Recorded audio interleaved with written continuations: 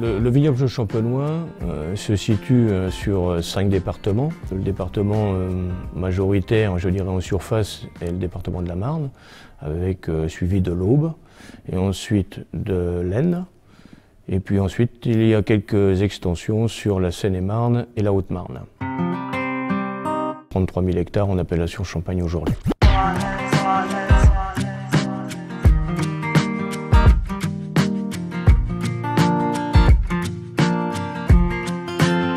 Les viticulteurs de la Champagne avaient une grande inquiétude par rapport à la révision de l'aire d'appellation Champagne, que le foncier leur échappe et que la destinée de cet agrandissement futur de la Champagne ne soit pas au bénéfice des viticulteurs eux-mêmes. La profession agricole et viticole surtout nous a demandé d'intervenir, donc ce que nous avons fait dès le début.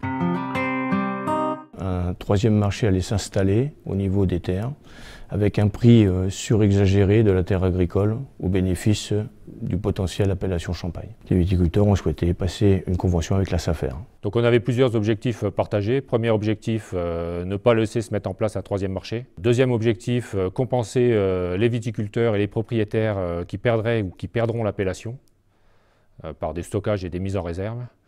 Et troisième objectif, mettre en réserve des terres susceptibles potentiellement reclassables demain.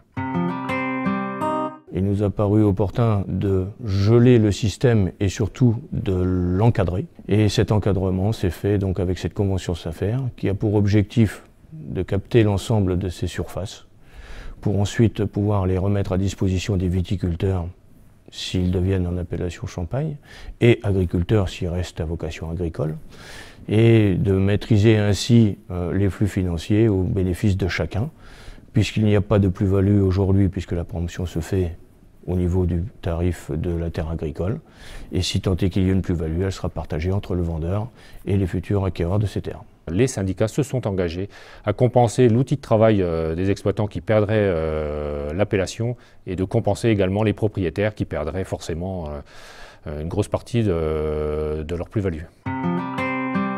Les délais de cette convention qui a été signée l'an dernier avec la SAFER Champagne-Ardenne a une durée de vie jusqu'en 2021. Nous nous sommes laissé la possibilité de la prolonger si toutefois il y en avait l'utilité. Nous avons trouvé au niveau de la SAFER un large consensus. C'est quand même un projet avant tout humain. Une approche du dossier qui a été très favorable. Je dirais qu'au moins au niveau du vignoble, comme ce que je peux entendre au niveau de la SAFER, tout le monde est content. Il fallait faire bien attention d'intégrer tout le monde. La SAFER s'inscrit dans ce projet de maintenir un maximum d'acteurs sur le territoire, sur les territoires, je dirais, champardonnais, sachant que derrière, c'est quand même de l'économie, c'est structurant et c'est un projet pour les décennies qui viennent. Un deal dans lequel tout le monde se retrouve satisfait, c'est que c'est un bon deal et que c'est une bonne affaire. Bon, je crois que d'ailleurs vous êtes invité par le président du SGV à boire le verre de l'amitié. Ayant moi-même fait mes études en Bourgogne, je crois pouvoir être légitime à pouvoir entamer un bon bourguignon.